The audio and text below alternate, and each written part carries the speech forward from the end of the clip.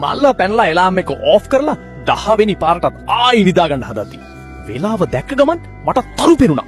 Maths paper එක තව විනාඩි 10කින් මට කෙල වුණා කියලා හිතෙද්දි හිස්ටෝරි එකකින් නොටිෆිකේෂන් එකක් ආවා. ඒකේ තිබ්බේ ෆලෝ කළොත් පට්ට ලක් එකක් එනවා කියලා. මාත් ඉතින් ෆලෝ එක දාලා එළියට පැන්නා. දුවගෙන යද්දි තව විනාඩි 7යි. පරණ පාරින් ගියොත් සොරිම තමයි. වහලවල් දිහා බැලුවම මට තේරුණා වහල පාර තමයි එකම ගැලවීම කියලා. ළඟ තිබ්බ ඉනිමගින් නැගලා වහලෙට ආවා. හිස්ටෝරි අදවත් මාව ගොඩ දාපන් කියලා වහලුන් වහලෙට පන්න ගත්තා. අනිත් පැත්තට වහිද්දිම දන්න හිස් දෙකත් හොඳටම ගැස්සුණා. රිදෙනවා. ඒත් නවතින්න බෑ. මං ආයෙමත් දුවන්න ගත්තා. පේපර් එක මිස් වුණොත් අම්මා ගෙදරදි මාව කයි. ෂුවර්. ඊළඟ ගැප් එකෙන් වහල දෙකම පැන්නම මට පිස්සෙක් වගේ hina ගියා. මොකද පට්ට ෂෝට් කට් එක වැඩ කළා.